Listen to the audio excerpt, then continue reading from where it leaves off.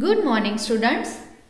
આપણે નાઇટ્રોજન તત્વના સંયોજનોની બનાવટ, તેના ગુણધર્મો અને ઉપયોગો વિશે જાણ્યું હતું. જેમાં આપણને યાદ હોય તો આપણે એમોનિયાની બનાવટ, ડાયનાઇટ્રોજનની બનાવટ શીખ્યા હતા. આજે આપણે નાઇટ્રિક એસિડ HNO3, જે આપણો one of most favourite acid છે, HNO3, જે આપણે પ્રયોગશાળામાં યુઝ કરીએ છીએ, રાઈટ? તો તે બને કઈ રીતે, તેની અલગ અલગ પદ્ધતિઓ, અલગ અલગ બનાવટની રીત, તે વિશે સમજીશું. તો નાઇટ્રિક એસિડ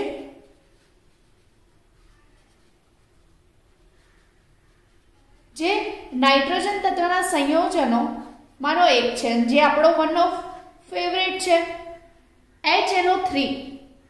નાઇટ્રિક એસિડ બનાવવા માટે શું કરવાનું?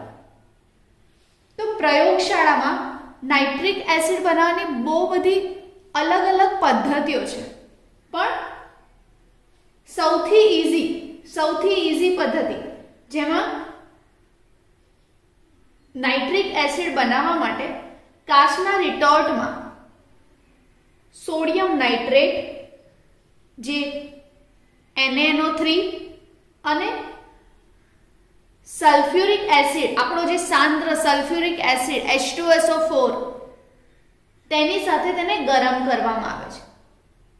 અહીંયા તમને ઓપ્શન બી આપે છે કે સોડિયમ નાઇટ્રેટની બદલે તમે પોટેશિયમ નાઇટ્રેટને પણ યુઝ કરી શકો છો.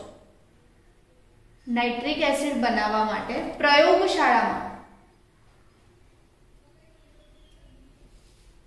પ્રયોગશાળામાં જે આપણે લેબમાં યુઝ કરી શકીએ છીએ નાઇટ્રિક એસિડ બનાવવા માટે, કઈ રીતે? તો પ્રયોગશાળામાં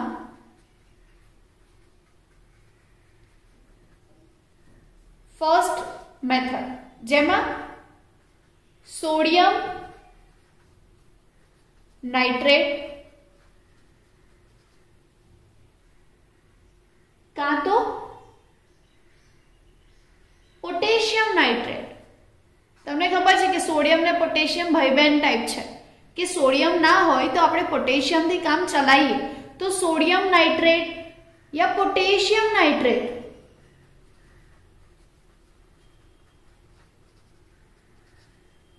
ને કાચના રિટોર્ટમાં, મતલબ એક કાચની કસનળીમાં આપણે સોડિયમ નાઇટ્રેટને સાંદ્ર સલ્ફ્યુરિક એસિડ સાથે,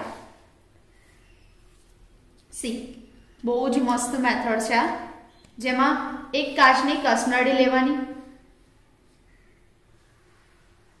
કાચની કસનળી લઈએ, તેમાં સોડિયમ નાઇટ્રેટ, તમને ખબર છે સોડિયમ નાઇટ્રેટનું સોલિડ ફોર્મમાં હોય છે, તો સોડિયમ નાઇટ્રેટ એડ કરવાનું.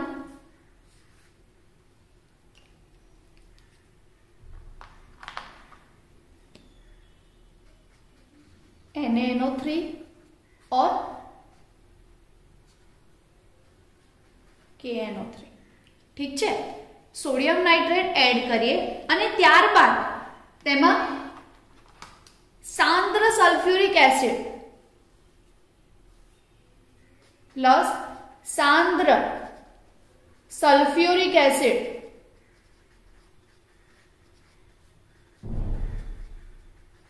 એડ કરવાનું.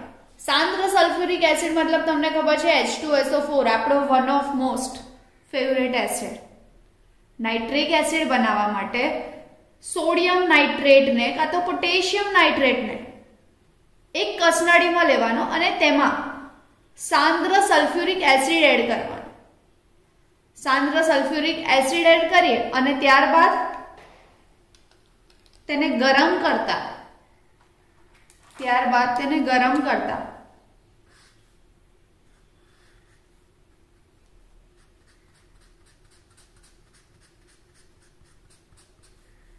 ગરમ કરીએ ને તો શું મળે?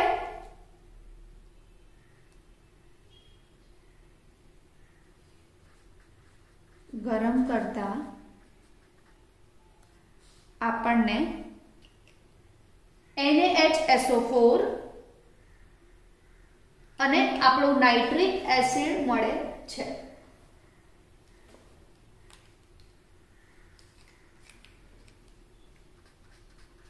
NaHSO4 પ્લસ HNO3 આપણી નિપજ આપણને જે જોઈએ છે તે નાઇટ્રિક એસિડ મળે છે.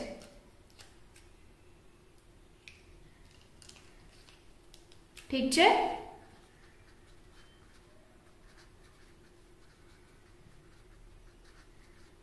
ફર્સ્ટ રિએક્શન સોડિયમ નાઇટ્રેટ કાં તો પોટેશિયમ નાઇટ્રેટ ને સાંદ્ર સલ્ફ્યુરિક એસિડ સાથે ગરમ કરતા આપણને નાઇટ્રિક એસિડ મળે છે. આટલું સમજ્યા બાદ તમને એવું કે તમારે રિએક્શન લખવાની છે તો સ્ટુડન્ટ્સ તમે બહુ જ હોશિયાર છો. Simple NaNO3 plus H2SO4 gives અહીંયા હીટ આપવાની છે તો હીટનો સિમ્બોલ તો આપણને મળશે શું? તો આપણને મળશે HNO3 અને NaHSO4. ખ્યાલ આવ્યો સ્ટુડન્ટ્સ? રિએક્શનમાં ખબર પડી ને? ફર્સ્ટ આના દ્વારા આ પ્રક્રિયા આ પદ્ધતિ આ રિએક્શન દ્વારા આપણે નાઇટ્રિક એસિડ મેળવી શકીએ છીએ પ્રયોગશાળામાં. ઠીક છે. હવે શું થાય? તો બીજી એક પદ્ધતિ છે ઓસ્વાલ્ડની પદ્ધતિ. ઓસ્વાલ્ડ પ્રક્રમ દ્વારા જે બહુ જ ફેમસ છે નાઇટ્રિક એસિડની બનાવટ માટે. એક છે ઓસ્વાલ્ડ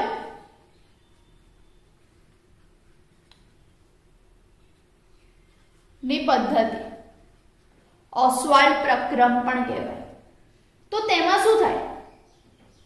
તો તેમાં સાંદ્ર જલીય નાઇટ્રિક એસિડનું P4O10 ની હાજરીમાં નિસ્યંદન કરવાથી આપણને શું મળે? નિર્જળ નાઇટ્રિક એસિડ. નાઇટ્રિક એસિડ બનાવવા માટે આમાં શું થાય? તો સિમ્પલ પહેલા સ્ટેપ બાય સ્ટેપ આ પ્રક્રિયા થાય છે. તેમાં મોરલ ઓફ ધેટ સ્ટોરી આપણને આપણો નિર્જળ HNO3 નાઇટ્રિક એસિડ મળે છે. સાંદ્રીય જલીય નાઇટ્રિક એસિડમાંથી આપણને નિર્જળ નાઇટ્રિક એસિડ મળે છે, પણ તે માટે સ્ટેપ બાય સ્ટેપ પ્રક્રિયા છે. કઈ રીતે? તો તે જોઈએ. તો આ પદ્ધતિમાં શું થાય? તો આ પદ્ધતિમાં સૌપ્રથમ જે એમોનિયા છે, એમોનિયા તેનું વાતાવરણના O2 સાથે પ્રક્રિયા થાય. મતલબ જે સમજો ઓસ્વાલ્ડની પદ્ધતિમાં સૌપ્રથમ NH3 એમોનિયા નું ઓક્સિડેશન થાય. કોના દ્વારા? તો ઓક્સિડેશન થાય એમોનિયા NH3 નું ઓક્સિડેશન થાય. ઓક્સિડેશન હવે તમને ખબર છે કે ઓક્સિડેશન થાય તો ઓક્સિજન ભાગ લે પ્રક્રિયામાં.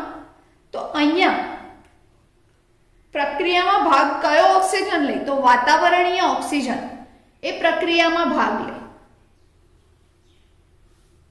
તો હવામાંનો ઓક્સિજન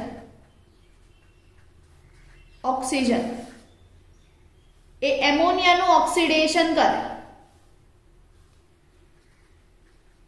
ઠીક છે. એમોનિયાનું ઓક્સિડેશન હવામાંનું ઓક્સિજન કરે. થાય શું? આપણને મળે શું? તો રિએક્શન સમજો તો તમને વધારે ખ્યાલ આવશે કે જ્યારે એમોનિયાનું ઓક્સિડેશન થાય, એમોનિયાનું ઓક્સિડેશન થાય કોના દ્વારા? વાતાવરણીય O2 દ્વારા. વાતાવરણીય O2 દ્વારા ઓક્સિજન હોય, હવામાં જે ઓક્સિજન હોય તેના દ્વારા, પણ એમને થઈ જાય ના ને, કોઈક એક નિશ્ચિત પરિસ્થિતિ જોઈએ, જો એ નિશ્ચિત પરિસ્થિતિ તે રિએક્શનને, તે પ્રક્રિયાને અનુકૂળ થશે તો જ આપણને આ એમોનિયા છે તેનું ઓક્સિડેશન થશે. તો તે નિશ્ચિત પરિસ્થિતિ કઈ? તો આ રિએક્શન માટે 500 કેલ્વિન તાપમાન જોઈએ, 500 કેલ્વિન તાપમાન જોઈએ, 9 બાર દબાણ જોઈએ. 500 કેલ્વિન તાપમાન, 9 બાર દબાણ. તે પણ ક્યારે? જ્યારે પ્લેટિનમ 90% અને RH રુબિડિયમ 10% એઝ અ ઉદ્દીપક વર્તશે ત્યારે જ આ પ્રક્રિયા થશે. એમોનિયાનું વાતાવરણીય O2 સાથે પ્રક્રિયા થાય, એમોનિયાનું ઓક્સિડેશન થાય વાતાવરણીય O2 સાથે દ્વારા, તો આપણને NO મળે છે.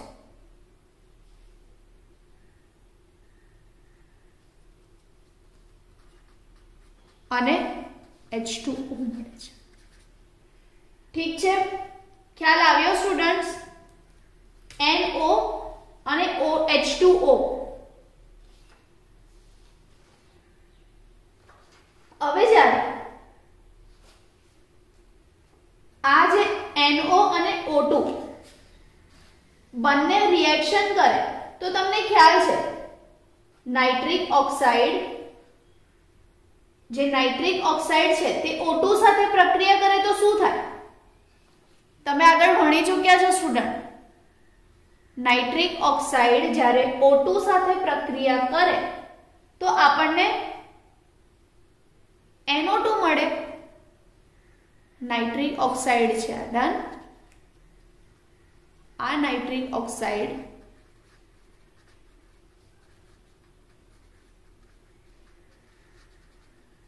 જ્યારે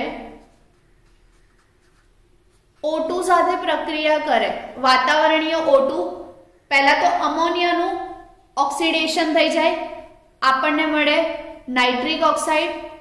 હવે એ નાઇટ્રિક ઓક્સાઇડ જ્યારે O2 સાથે પ્રક્રિયા કરશે ત્યારે આપણને મળશે NO2.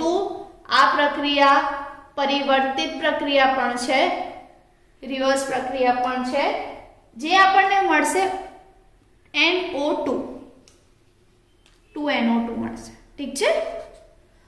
હવે શું થાય? જ્યારે ઉત્પન્ન થયેલ NO2 ને પાણીમાં દ્રાવ્ય કરવામાં આવે ને, ઉત્પન્ન થયેલ NO2 ને પાણીમાં દ્રાવ્ય કરવામાં આવે ત્યારે તે HNO3 અને ફરી નાઇટ્રિક ઓક્સાઇડ આપશે, નાઇટ્રિક એસિડ અને નાઇટ્રિક ઓક્સાઇડ આપણને આપશે. આ પ્રક્રિયા આપણને જે આ નિપજ મળી, આ નિપજને સી, એક વાત સમજો, ઓસ્વાલ્ડની પદ્ધતિ બહુ જ ઈઝી છે, બહુ કોમ્પ્લિકેશન નહીં કરવાનું. ફર્સ્ટ ઓસ્વાલ્ડની પદ્ધતિમાં એમોનિયા આવે, એમોનિયાનું ઓક્સિડેશન થાય.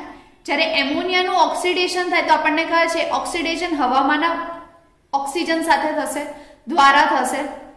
રિએક્શનમાં એમોનિયા અને O2, પરિસ્થિતિ દેખજો, 500 કેલ્વિન તાપમાન, 9 બાર દબાણ, પ્લેટિનમ અને રુબિડિયમ, 90% પ્લેટિનમ ઉદ્દીપક તરીકે અહીંયા વર્તે છે.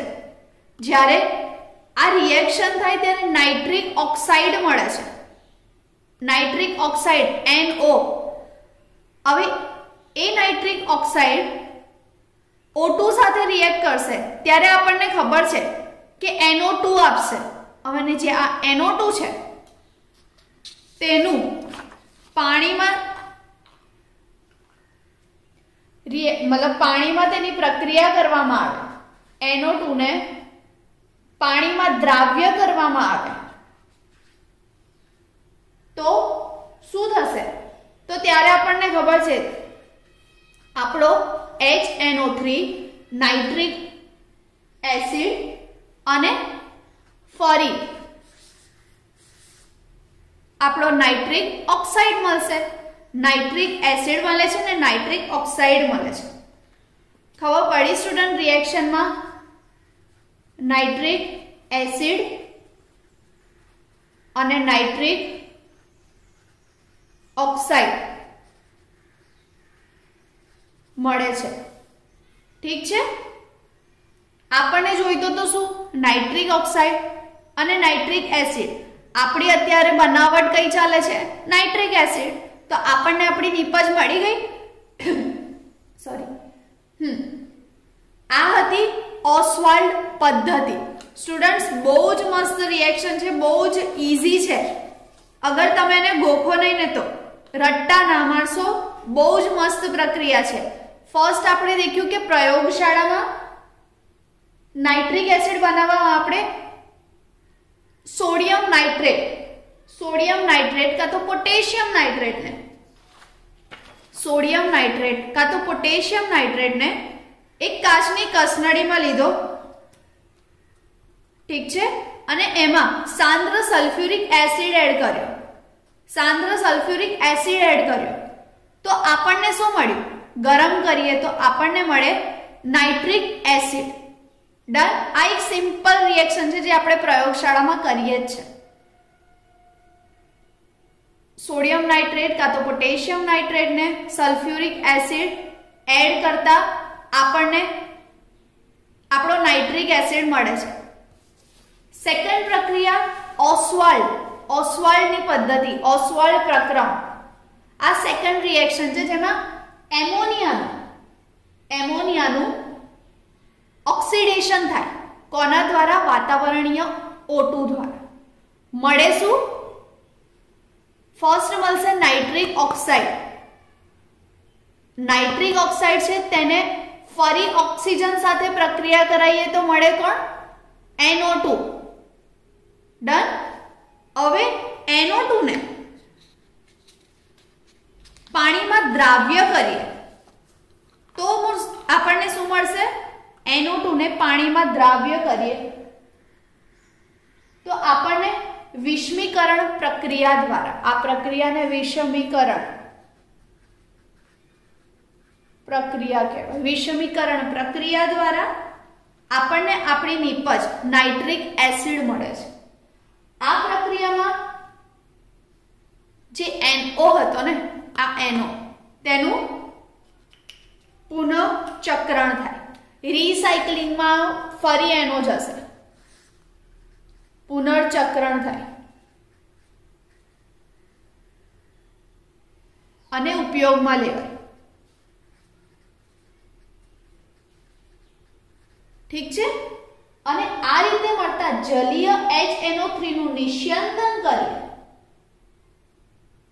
આ આપણને જે HNO3 છે તેનું જલીય નિસ્યંદન કરીએ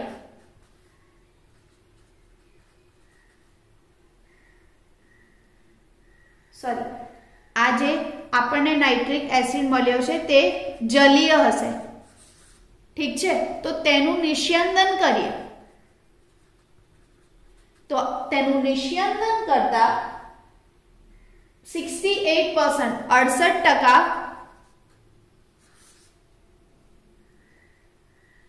W/W weight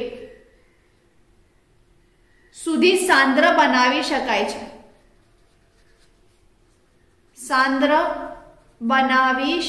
છે.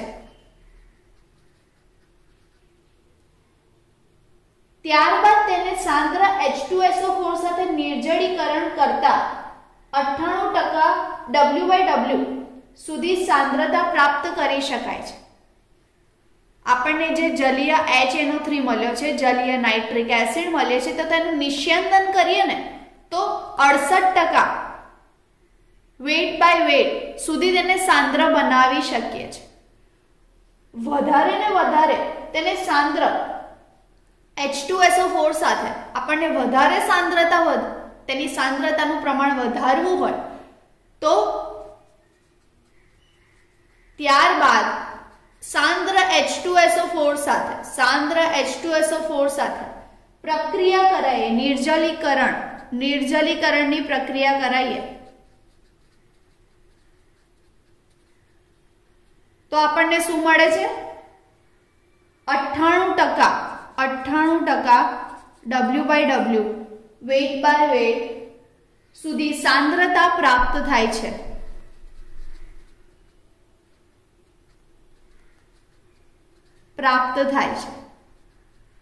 ખ્યાલ આવ્યો સ્ટુડન્ટ્સ? રિએક્શનમાં ફર્સ્ટ પ્રયોગશાળામાં આપણે જે નાઇટ્રિક એસિડ બનાવવો છે તેના માટે એક કસનળીમાં સોડિયમ નાઇટ્રેટ કાં તો પોટેશિયમ નાઇટ્રેટ ને સાંદ્ર H2SO4 દ્વારા પ્રક્રિયા કરાય. સેકન્ડ ઓસ્વાલ્ડ પદ્ધતિ જે બહુ જ ફેમસ છે અને બહુ જ મસ્ત રિએક્શન આપે છે, જેમાં 3 રિએક્શન મેઇન છે. જેમાં ફર્સ્ટ એમોનિયાનું ઓક્સિડેશન થાય. આપણે જે એમોનિયા લઈએ, એમોનિયાનું ઓક્સિડેશન થાય કોના દ્વારા? વાતાવરણીય ઓક્સિજન દ્વારા. ફર્સ્ટ રિએક્શન આ મળી, આ આપણી ફર્સ્ટ રિએક્શન થઈ. આપણને મળ્યો નાઇટ્રિક ઓક્સાઇડ. સેકન્ડ રિએક્શન જેમાં નાઇટ્રિક ઓક્સાઇડ ને O2 સાથે રિએક્ટ કરાય તો આપણને મળે NO2. તેને પાણીમાં દ્રાવ્ય કરાઈએ તો આપણને મળશે થર્ડ રિએક્શન. પાણીમાં દ્રાવ્ય કરાઈએ તો આપણને આપણી નિપજ મળશે નાઇટ્રિક એસિડ અને સેકન્ડ નાઇટ્રિક ઓક્સાઇડ. હવે જે આપણો જે નાઇટ્રિક એસિડ છે જે આપણને જોઈએ છે, બરાબર, તો તે જલીય મળશે. હવે તેનું નિસ્યંદન કરીએ તો 68% W/W સુધી તેને સાંદ્ર બનાવી શકાય છે. પણ આપણને વધારે સાંદ્રતા કરવી છે તો સાંદ્ર H2SO4 દ્વારા તેનું નિર્જલીકરણ કરાઈએ ને તો 98% W/W સુધી સાંદ્રતા મેળવી શકાય છે. તમે કહેશો મેડમ જે નાઇટ્રિક ઓક્સાઇડ મળ્યું તેનું શું? તે તો એમને વેસ્ટ થશે? તો ના, વેસ્ટમાંથી બેસ્ટ બનાવતા આપણને આવડે છે.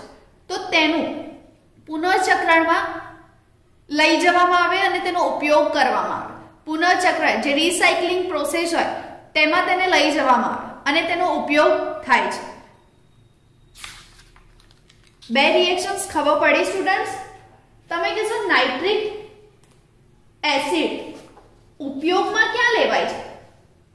તો નાઇટ્રિક એસિડનો ઉપયોગ એમોનિયમ નાઇટ્રેટ જેવા ખાતર અને ટ્રાઇનાઇટ્રોટોલ્યુઇન તથા નાઇટ્રોગ્લિસરીન જેવા વિસ્ફોટક પદાર્થોની બનાવટમાં થાય છે.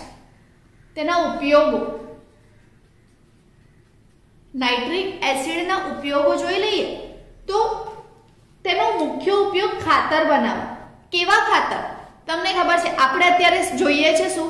નાઇટ્રોજન યુક્ત જે નાઇટ્રોજન તત્વ છે તેના સંયોજનો.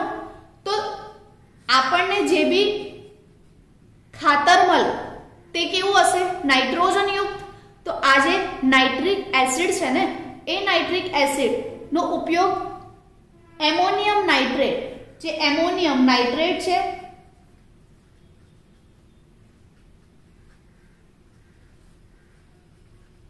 ખાતર તેની બનાવટમાં, ત્યારબાદ અમુક વિસ્ફોટક પદાર્થો કેવા? ટ્રાઇનાઇટ્રોટોલ્યુઇન,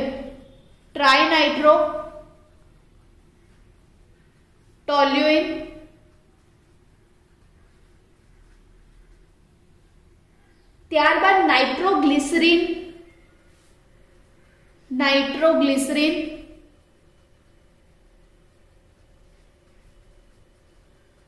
જેવા વિસ્ફોટકો છે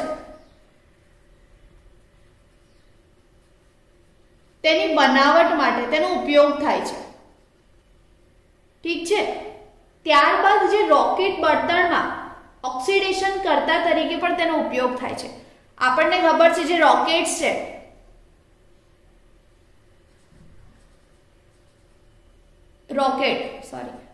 જે રોકેટ્સ છે તેમાં બળતણ તરીકે જે ઓક્સિડેશન કરતા વપરાય ને, જેનું ઓક્સિડેશન હવામાં ઓક્સિડેશન થાય તેવા રોકેટમાં જે બળતણ યુઝ થાય તેમાં ઓક્સિડેશન કરતા તરીકે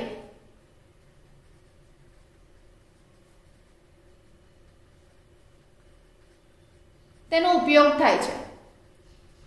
ઠીક છે. તેના ઉપયોગમાં ખાતરની બનાવટ તો કેવા ખાતર?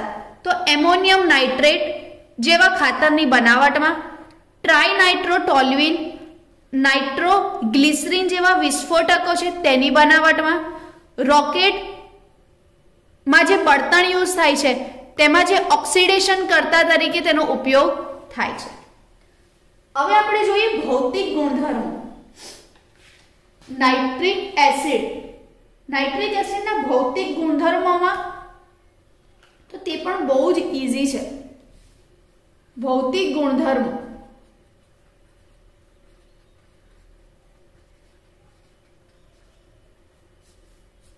નાઇટ્રિક એસિડના ભૌતિક ગુણધર્મોમાં આપણને ખબર છે કે કેવા રંગનો છે,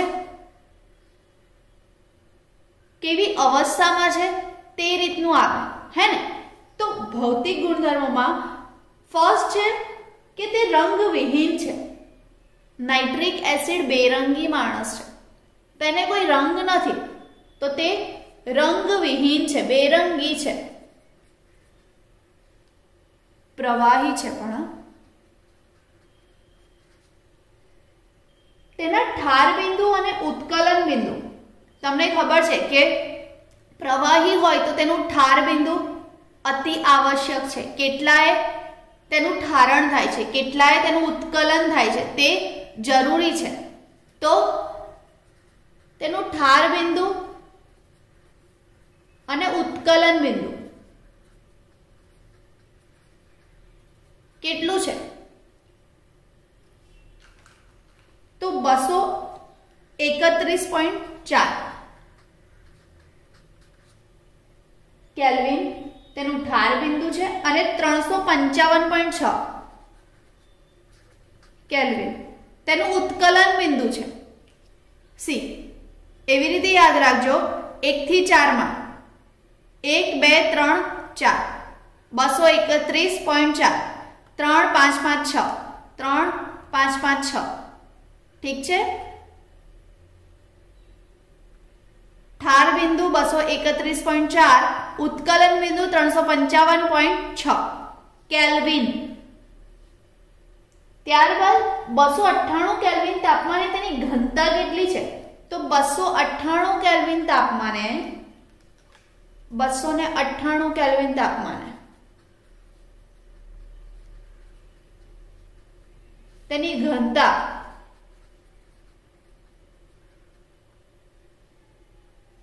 1.504 ગ્રામ પર મિલી છે. 298 કેલ્વિન તાપમાને નાઇટ્રિક એસિડની ઘનતા 1.504 ગ્રામ પર મિલી છે. વાયુરૂપ અવસ્થામાં નાઇટ્રિક એસિડ એ સમતલીય બંધારણ ધરાવે છે. વાયુરૂપ અવસ્થામાં જ્યારે નાઇટ્રિક એસિડ વાયુ સ્વરૂપે હોય ને ત્યારે તે સમતલીય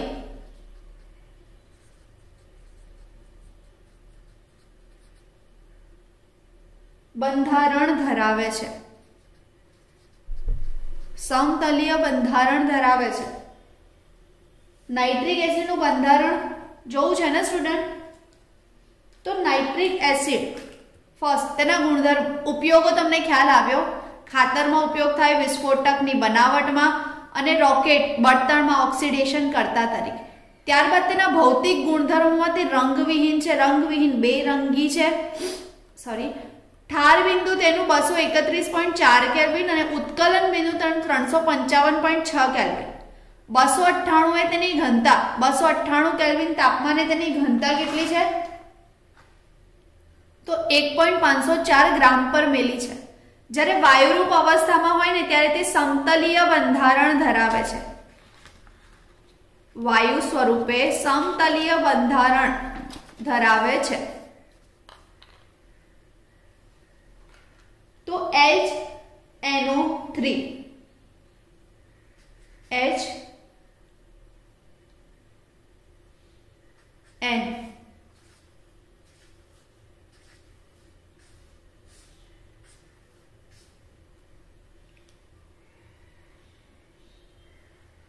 આ તેનું બંધારણ છે, જેમાં આની બંધ લંબાઈ 96 પિકોમીટર, હાઇડ્રોજન અને ઓક્સિજન ની બંધ લંબાઈ 96 પિકોમીટર, નાઇટ્રોજન અને ઓક્સિજન ની બંધ લંબાઈ 140.6 પિકોમીટર, નાઇટ્રોજન અને ઓક્સિજન, આ નાઇટ્રોજન અને ઓક્સિજન છે તેની બંધ લંબાઈ 121 પિકોમીટર, સેમ એઝ આ 121 પિકોમીટર, બંને સેમ જ છે ને, આ તો આ બંનેની 121, નાઇટ્રોજન આની વધારે લંબાઈ છે તો 140.6 પિકોમીટર અને હાઇડ્રોજન અને ઓક્સિજનની 96 પિકોમીટર. હવે આવ્યું બંધકોણ કેટલો છે, તો આનો બંધકોણ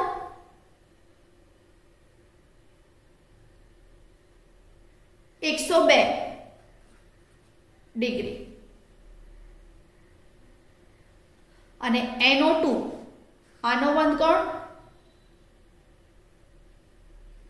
130 ડિગ્રી. આ છે HNO3 નું બંધારણ. HNO3 નું બંધારણ, જેમાં જે સમતલીય બંધારણ ધરાવે છે, ક્યારે તે વાયુ સ્વરૂપે સમતલીય બંધારણ ધરાવે છે. ઠીક છે, HNO3 જેમાં હાઇડ્રોજન અને ઓક્સિજન વચ્ચેની બંધ લંબાઈ 96 પિકોમીટર, આ ઓક્સિજન અને નાઇટ્રોજન વચ્ચેની બંધ લંબાઈ 140.6 અને આ બંને ઓક્સિજન અને નાઇટ્રોજન વચ્ચે 121 પિકોમીટર બંધ લંબાઈ છે. ખૂણો જે બંધકોણ છે તે,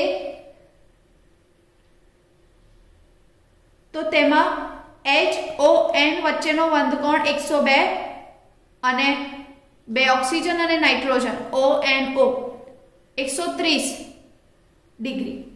ઠીક છે, આજે આપણે દેખ્યું નાઇટ્રિક એસિડની બનાવટ જે બે રીતે થાય. ફર્સ્ટ સોડિયમ નાઇટ્રેટ કાં તો પોટેશિયમ નાઇટ્રેટ ને H2SO4 સાથે રિએક્ટ કરાવીએ ગરમ કરીને તો આપણો HNO3 મળે. સેકન્ડ ઓસ્વાલ્ડ પદ્ધતિ જે બહુ જ ફેમસ અને બહુ જ મસ્ત રિએક્શન આપે છે, 3 વાતાવરણના O2 દ્વારા કોનું ઓક્સિડેશન થાય, એમોનિયાનું, આપણને મળે નાઇટ્રિક ઓક્સાઇડ, જેનું ફરી ઓક્સિડેશન થાય, ઓક્સિજન દ્વારા રિએક્શન થાય, આપણને મળે NO2 NO first નિપજ, second NO2, ત્યારબાદ HNO3. તે રીતે યાદ રાખજો. ઠીક છે, ફર્સ્ટ મળ્યો NO, સેકન્ડ રિએક્શનમાં મળ્યો NO2, થર્ડમાં મળ્યો NO3 પણ HNO3. ડન. HNO3 મળ્યો તો તેનું આપણે દેખ્યું કે જલીય HNO3 મળશે આપણને નિસ્યંદન દ્વારા 68% સાંદ્ર બનાવી શકાય છે. જ્યારે તેને વધારે સાંદ્રતા રાખવી હોય 98%, ત્યારે સાંદ્ર H2SO4 દ્વારા નિર્જલીકરણ કરવામાં આવે છે. અને જે NO મળ્યું, જે બાય પ્રોડક્ટ આપણને નાઇટ્રિક ઓક્સાઇડ મળ્યું, તેનું પુનઃચક્રણ દ્વારા ઉપયોગમાં તે લઈ શકાય છે. ત્યારબાદ આપણે દેખ્યું કે HNO3 ના ઉપયોગો કેવા, શેમાં આપણે એનો ઉપયોગ કરી શકીએ, તો ખાતર બનાવવા, એમોનિયમ નાઇટ્રેટ જેવા ખાતરની બનાવટમાં, ટ્રાઇનાઇટ્રોટોલ્યુએન અને નાઇટ્રોગ્લિસરીન જેવા વિસ્ફોટકોની બનાવટમાં અને રોકેટમાં જે બળતણ યુઝ થાય તેમાં ઓક્સિડેશન કરતા તરીકે તેનો ઉપયોગ થાય છે. ત્યારબાદ આપણે જોયું તેના ભૌતિક ગુણધર્મો. ભૌતિક ગુણધર્મોમાં તે રંગવિહીન છે, બેરંગી પ્રવાહી છે. ઠાર બિંદુ તેનું 231.4 કેલ્વિન, ઉત્કલન બિંદુ 355.6 કેલ્વિન, 298 કેલ્વિન તાપમાને તેની ઘનતા કેટલી, તો 1.504 ગ્રામ પર મિલી. તે વાયુ સ્વરૂપમાં, નોર્મલી તે પ્રવાહી સ્વરૂપમાં હોય, પણ જ્યારે તે વાયુ સ્વરૂપમાં હોય છે ને ત્યારે તે સમતલીય બંધારણ ધરાવે છે. હવે સમતલીય બંધારણ કેવું, તો આ એનું બંધારણ છે જેમાં તેની બંધ લંબાઈ અને બંધ ગુણ તમારે યાદ રાખવાનું છે. નેક્સ્ટ લેક્ચરમાં આપણે નાઇટ્રિક એસિડની રાસાયણિક ગુણધર્મો વિશે દેખીશું. ત્યાં તે કઈ રીતે અલગ અલગ સંયોજન બનાવે છે, ત્યાં એક બહુ મસ્ત રિએક્શન છે તે પણ આપણે સમજીશું. તો આ પ્રિપેર કરી દેજો. નેક્સ્ટ લેક્ચરમાં આપણે રાસાયણિક ગુણધર્મો પર જઈશું. Thank you.